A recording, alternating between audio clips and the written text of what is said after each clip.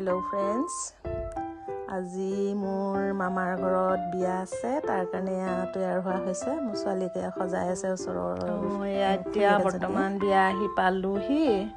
এয়া মোৰ নবৌ হয় মানে মামাৰ বয়েক এয়া কইনা এয়া বহি আছে এয়া চবে নাচিছে অকমান হেৰি কৰিছে মানে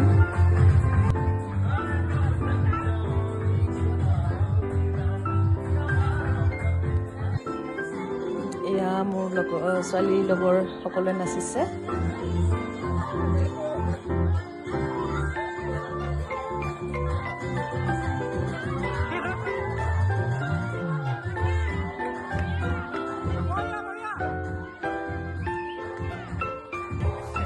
অলপ আমিও এনেকৈ অলপ চালোঁ বিয়া ফূৰ্তি কৰিলোঁ আজিলৈ ইমানেই বনাইছোঁ